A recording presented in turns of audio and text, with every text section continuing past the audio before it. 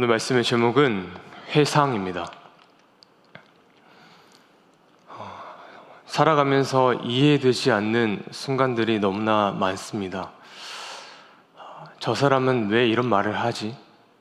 또 저 사람은 왜 이렇게 행동을 하지?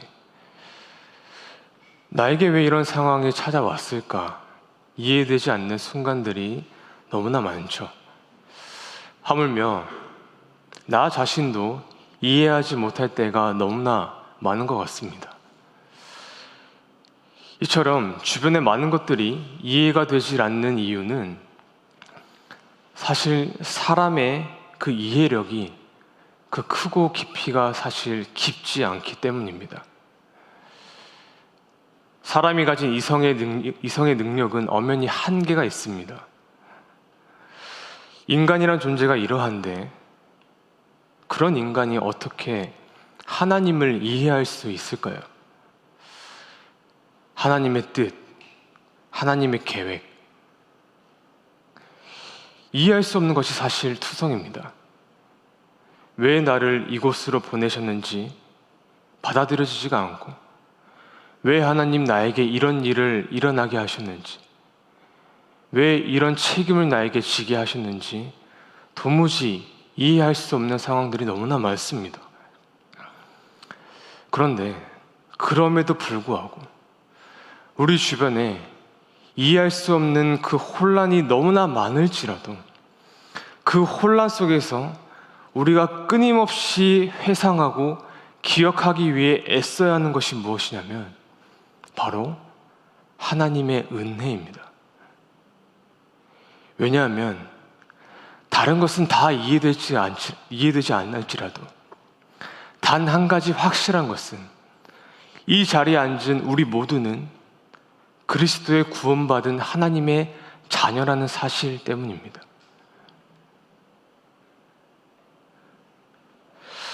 그래서 성경은 이 구원을 선물과 같은 은혜라고 표현을 하죠. 말씀을 한번 볼까요? 에베소서 2장 8절 말씀 같이 한번 읽어보겠습니다. 너희는 그 은혜에 의하여 믿음으로 말미암아 구원을 받았으니 이것은 너희에게서 난 것이 아니요 하나님의 선물이라. 구원은 여러분 선물입니다. 선물은 일방적인 것이고 그 일방적인 것의 행동의 주체는 바로 하나님이십니다. 조건 없이 우리에게 주어진 선물이 바로 구원이죠. 그런데 모든 선물에는 발신자만 있는 것이 아니라 수신자가 있잖아요. 만약에 저로 예를 들면 구원의 은혜를 받은 그 수신자, 그 이름은 구주영입니다. 그런데 이 구주영의 수신자의 주소는 어디입니까? 죄인입니다. 이것은 나의 현 주소고 예전부터 살고 있었고 지금도 살고 있는 저의 영적인 주소입니다. 죽을 수밖에 없는 죄인, 멸망받아 마땅한 죄인, 혼자서는 절대 자신의 삶을 일구어 갈 수 없는 죄인, 하나님께서 그 죽을 수밖에 없는 이 죄인에게 은혜를 베푸신 것입니다. 그래서 이 믿음이라는 것이 참 신비로운 것 같아요. 내가 믿어야지 한다고 해서 믿어지는 것이 아니고요, 내가 안 믿어야지 한다고 해서 떠나가는 게 아닙니다. 믿음을 갖게 되는 그 순간부터 내가 무슨 짓을 해도 도망을 갈 수가 없어요. 무슨 행동을 해도 빠져나갈 수가 없고 무슨 말을 할지라도 내가 하나님을 거부할 수가 없습니다. 이런 경험을 해보신 분 분명히 계실 거예요. 내 삶이 꼬이고 꼬일 대로 꼬여서 무너지고 초토화가 되었을 때 만약에 내 안에 있는 믿음이 나의 것이었다면 나는 부인할 거예요. 안 믿어. 끝이야. 그런데 그게 안 돼요. 왜 그럴까요? 이것은 내가 주문하지도 선택하지도 않았는데 그저 나에게 주어졌기 때문입니다. 그래서 은혜라고 하고 이 은혜를 선물이라고 하는 것입니다. 은혜를 선물로 아는 사람에게는 단 한 가지 고백밖에 없습니다. 나에게는 아무런 자격이 없습니다. 십자가의 은혜 앞에서 나의 고백은 단 하나입니다. 하나님, 나에게는 아무런 자격이 없습니다. 오늘 바울은 이 은혜를 날마다 회상하면서 자신의 자격 없음을 고백하며 살아가고 있었어요. 오늘 본문에 나오는 바울은 노년의 바울입니다. 청년 때 예수 그리스도를 만나고 광야에서 오랜 기간 훈련을 하고 그로부터 3차 전도 여행을 가게 되죠. 그렇게 수십 년의 전도 여행을 마치고 요즘으로 따지면 이제 은퇴를 한 상태입니다. 일평생 사명 하나를 위해서 자신의 인생을 다 바친 그 노년의 바울. 이제 모든 여정을 마치고 예루살렘으로 돌아왔는데 자기를 파송했던 이 예루살렘 교회의 첫 반응이 바울을 홀대하기 시작해요. 사도행전 21장을 보시면 이 예루살렘 교회가 바울에게 이렇게 말합니다. 젊은 친구들과 머리를 깎고 결례를 행하고 정결의식을 하고 돌아오라고 이야기를 합니다. 말씀 한번 보겠습니다. 사도행전 21장 24절과 26절입니다. 같이 읽겠습니다. 그들을 데리고 함께 결례를 행하고 그들을 위하여 비용을 내어 머리를 깎게 하라. 그러면 모든 사람이 그대에 대하여 들은 것이 사실이 아니고 그대도 율법을 지켜 행하는 줄로 알 것이라. 바울이 사람들을 데리고 이튿날 그들과 함께 결례를 행하고 성전에 들어가서 각 사람을 위하여 제사 드릴 때까지의 결례 기간이 만기된 것을 신고하니라. 아멘. 여러분, 머리를 깎이고 정결의식을 하라고 하는 게 바울의 입장에서 얼마나 수치해요. 그런데 이 노년의 바울이 이를 순종합니다. 하지만 여기서 시작이었어요. 마치고 나왔더니 예수쟁이라 죽이며 두들겨 패고 그때부터 로마로 가기까지 긴 재판의 여정이 시작되게 되죠. 그런데 참 이상한 것은 이제 막 은퇴를 한 이 노년의 바울은 이 모든 것을 그대로 받아들인다는 사실이에요. 그렇게 수년 동안 수많은 재판을 거쳐오다가 오늘 아그리빠 왕이 바울에게 이렇게 물어봅니다. 사도행전 25장 25절과 27절 말씀 같이 읽겠습니다. 내가 살피건대 죽일 죄를 범한 일이 없더이다. 그러나 그가 황제에게 상소한 고로 보내기로 결정하였나이다. 그에 대하여 황제께 확실한 사실을 아를 것이 없으므로 신문한 후 상소할 자료가 있을까 하여 당신들 앞, 특히 아그리빠 왕 당신 앞에 그를 내세웠나이다. 그 죄목도 밝히지 아니하고 죄수를 보내는 것이 무리한 일인 줄 아나이다 하였더라. 수많은 재판 기간을 거쳐서 지금 바울을 아무리 신문해도 고발할 죄목이 나오지 않는 상황이에요. 죄목을 밝히지 않고 판결을 내리는 것이 무리라는 것을 모두가 다 알고 있었어요. 그래서 결국 아그리빠 왕이 묻습니다. 왜 이렇게 사십니까? 아니, 당신은 로마 시민권자 아니에요? 당신의 신분이 지금 흙수저가 아닌데 지금으로 치면 이제 여행 다니면서 노후를 잘 보내면 될 텐데 왜 말년까지 끝까지 예수를 고집하며 감옥에 갇히고 핍박을 당하고 재판을 받냐고. 왜 그럽니까? 아그리빠 왕이 묻고 있는 거예요. 이런 질문에 여러 가지 대답을 할 수 있잖아요. 보편적으로 이런 질문을 받을 때 적어도 자기의 위치와 자신의 공로에 대한 이야기를 하지 않을까요? 내가 이런 홀대받을 사람이 아니라는 것을 나타내야죠. 나는 이방인의 지도자야. 아그리빠 왕, 당신이 정치 지도자면 나는 교회의 지도자입니다. 내가 그동안 세운 교회가 얼마나 많은데, 하나님이 나를 통해 일하신 일이 얼마나 많은데, 내가 이방에서 외국에서 얼마나 유명한지 아십니까? 이런 이야기를 바울이 충분히 할 수 있잖아요. 그런데 바울은 단 한마디도 그런 말을 하지 않았습니다. 왜냐하면 그동안 자신이 잃은 수많은 공로가 있다는 건 사실이었지만, 그것으로 자신을 변호하고 지킬 수는 있었지만, 그보다 더 큰 그리스도의 은혜가 지금 바울을 감싸고 있었기 때문입니다. 여기서 문제는 무엇이냐면, 우리 안에 있는 이 죄성이 지금 바울을 둘러싸고 있는 이 은혜를 잃어버리게 만든다는 사실이에요. 마음을 찢으며 회개하지 않으면 여러분, 그 마음은 점점 다치게 됩니다. 은혜에 감격하려고 몸부림치지 않으면, 주님은 가장 귀한 선물을 우리에게 주셨는데 어느덧 그 가장 귀한 것이 우리에게는 당연해진 것이 됩니다. 그래서 은혜의 반대말이 무엇이냐면 바로 당연함입니다.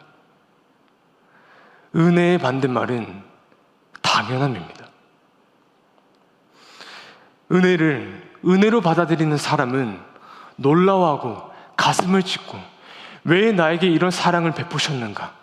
왜 나에게 이런 선물을 주셨는가? 어쩔 줄 몰라 하는데, 이게 무뎌지고 무뎌져서 정반대로 가면 당연함으로 올라오기 시작해요.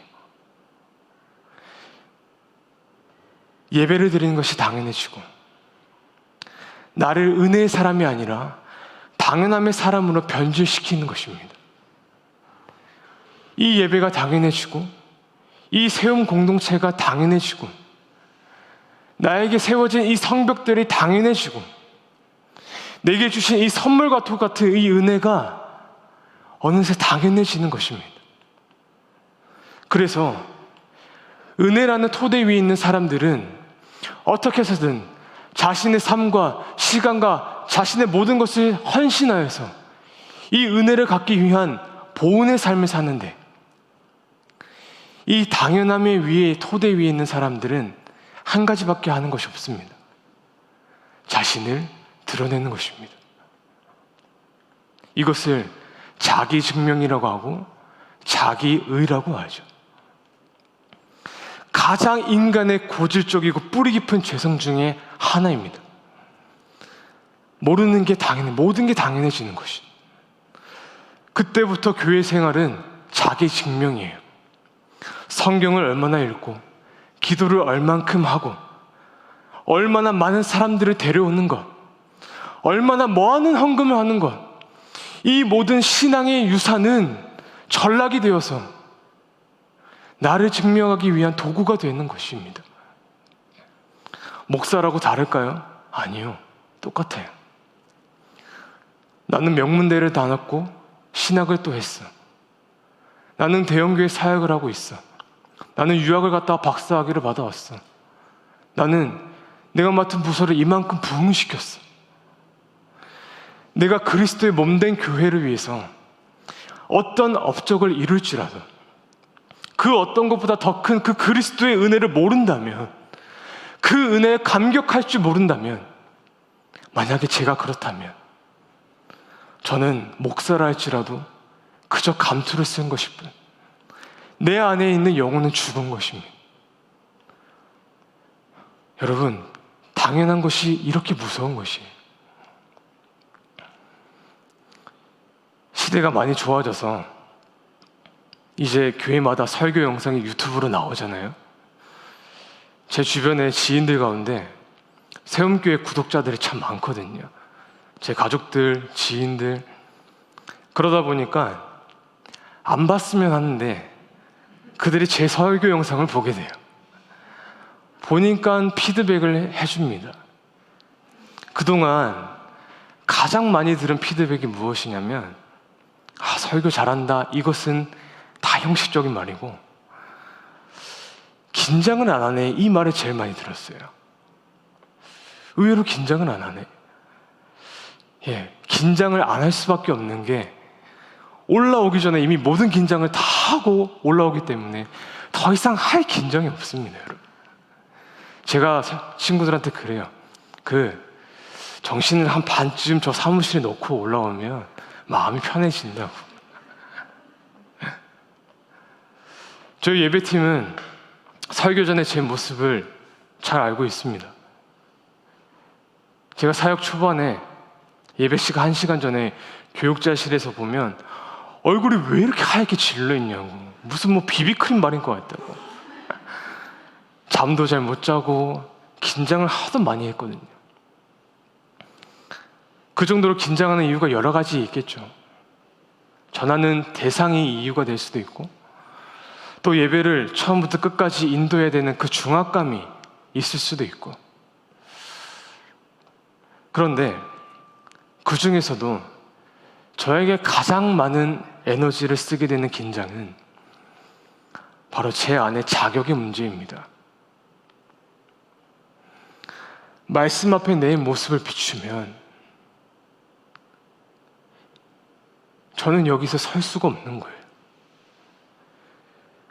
끊임없이 묻고 묻는 게, 이 말씀을 전하는 것이 맞습니까? 저는 이 말씀을 전할 자격이 안 됩니다. 하나님, 하기 싫어요. 피하고 싶어요. 시간이 다가오면 다가올수록 궁지에 몰려가는데, 그 고통이 얼굴에 하얗게 질릴 정도로 고통스러운 순간, 내가 끝까지 하나님 앞에 묻고 매달릴 수 있는 그 순간, 오늘도 그랬고 지난해도 그랬고, 주님은 늘 나에게 이런 마음을 주세요. 내가 불렀고 내가 세웠으며 내가 전할 것이다. 사실은 이 과정이 지금도 괴롭고 힘이 들지만, 다르게 생각을 하면 이 괴로운 마음만큼은 목회를 그만할 때까지 내가 갖기를 원하고 있어요. 하나님께 약속을 합니다. 은혜로 출발을 했는데 나의 공로로 내가 가고 있다면, 은혜로 출발을 했는데 나의 의로 내가 드러내기 위해 바쁘게 살아가고 있다면, 어떤 방법을 써서라도 내가 이것을 그만하게 해달라고. 이 모든 것이 나에게 당연함으로 여겨지지 않게 해달라고. 바울은 오늘 이 은혜를 부여잡고 살고 있었어요. 아그리빠가 왜 이렇게 당신이 살고 있습니까? 그랬더니 30년 전에 자신이 예수님을 처음 만난 사도행전 9장의 내용을 이야기하기 시작하는 거예요. 예수님의 몸된 교회를 핍박했었고, 사랑받을 만한 자격이 없었던 자신, 도리어 천별을 받아 마땅했던 그 죄인, 이성적으로 생각했을 때 하나님의 관점에서는 심판을 받아 마땅한 그 사람. 그런데 주님이 그 나라는 죄인을 어떻게 사랑하셨는가, 어떻게 끌어안으셨는가, 그 은혜로 내가 이 자리에 앉아 있는 거라고 바울이 이야기하고 있는 것입니다. 마지막으로 13절에서 16절 말씀 같이 한번 읽겠습니다. 왕이여, 종호가 되어 길에서 보니 하늘로부터 해보다 더 밝은 빛이 나와 내 동행들을 둘러 비추느니라. 우리가 다 땅에 엎드려짐에 내가 소리를 히브리 말로 이르되, 사울아 사울아, 내가 어찌하여 나를 박해하느냐. 가시체를 뒷발질하기가 내게 고생이니라. 주님, 누구시니까? 주께서 이르시되, 나는 내가 박해하는 예수라. 일어나 너의 발로 서라. 내가 내게 나타난 것은 곧 내가 나를 본 일과 장차 내가 내게 나타날 일에 너로 종과 증인을 삼으려 함이니. 아멘. 그동안 바울은 할 만큼 했어요. 주신 사명을 따라 많은 업적을 이루고 교회를 세우고 한 사람의 지도자로서 충분히 역할을 해왔습니다. 그러면 이제 이렇게 핍박받지 않아도 될 만큼 사회적인 위치와 자격이 되는데, 정작 바울의 마음속에는 그런 자신의 공로가 전혀 없었던 거예요. 오직 자기를 구원한 그 그리스도의 은혜만이 그 안에 가득 차 있었던 것입니다. 그래서 지금 상황이 어떠하든 관계없이 바울은 자신을 구원한 그 기억을 회상하며 그때를, 지금을 버티며 살아가고 있었던 것이죠. 여러분, 우리나라 속담 중에 개구리 올챙이일 줄 모른다는 속담이 있죠. 날 때부터 개구리인 줄 알았다는 거예요. 날 때부터 점프를 잘할 줄 알았고 우물 밖을 들락날락 할 수 있었다고 생각을 해요. 아니요. 바울은 지금 자신의 올챙이적 생각을 하고 있어요. 저에게는 올챙이적 시절이 있었습니다. 내가 그때 얼마나 죄인이었는지를 모릅니다. 그때 내가 하나님이었으면 그때 바울은 포기했을 겁니다. 내가 하나님이었다면 여기에 구주영이라는 사람을 세우진 않았을 겁니다. 내가 하나님이었다면 나 같은 사람을 위해 아들을 십자가에 매달리지 않았을 겁니다. 그런데 그런 하나님께서 나를 사랑하셔서 바울이 자신의 올챙이적 생각을 회상하며 그 얘기를 기억하며 주님의 은혜로 내가 출발하였고 여기까지 오게 되었습니다. 나 같은 죄인 살리신 그 주 은혜가 놀라워. 하나님, 나는 개구리가 아닙니다. 나는 탁월한 사역자가 아니고 나는 훌륭한 부모가 아니고 훌륭한 리더가 아닙니다. 주님, 저는 하나님의 은혜 없이는 살아갈 수 없는 죄인입니다. 그 고백이 우리로 하여금 다시 살리고 힘을 얻게 한다는 사실입니다. 그 은혜를 회상하며 살아가는 저와 여러분 되시기를 주의 이름으로 간절히 축원합니다. 이제 말씀을 좀 정리하도록 하겠습니다.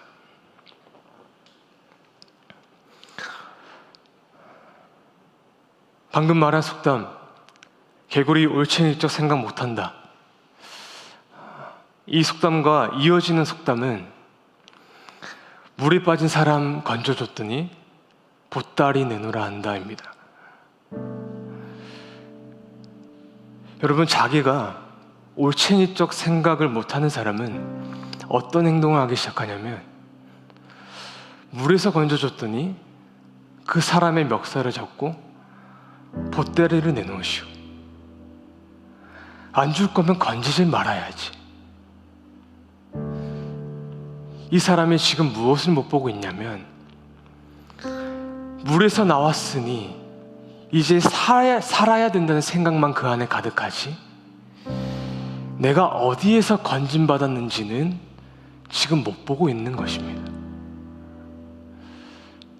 세움교회 성도 여러분, 어쩌면 혹시 우리가 이것을 놓치고 있는 것은 아닐까요? 하나님이 우리를 어디로부터 건져주셨습니까? 어디에서 은혜를 베푸셨습니까? 어디에서 도와주셨고 어떤 상태에서 우리에게 구원을 베푸셨습니까? 시간이 흘러 그 은혜는 어느새 물에다 새겨놓고 오직 나의 마음을 상하게 하는 그 이름 석자만 돌에 깊이 새겨놔서 나를 구원하셨던 그 예수의 십자가에 달리신 그 손목을 부여잡으며 이제는 보따리 내놓으시오. 부르짖고 통곡하는 게 우리의 연약함 아닙니까?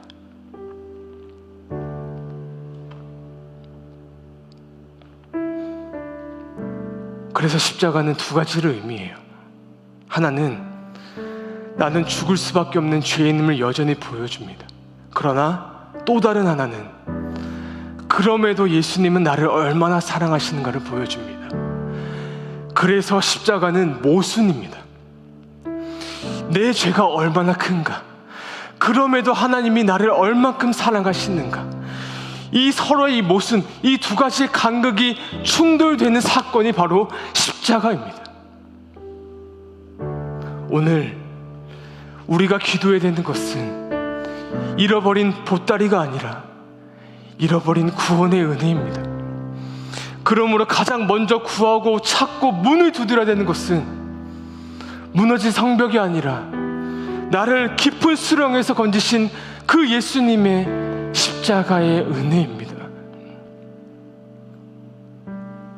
나 같은 죄인 살리신 그 은혜에 놀라워.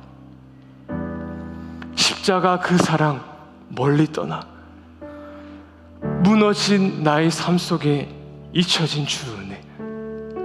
그러나 그런 돌 같은 내 마음을 어루만지사 다시 일으켜 세우신 주를 사랑합니다.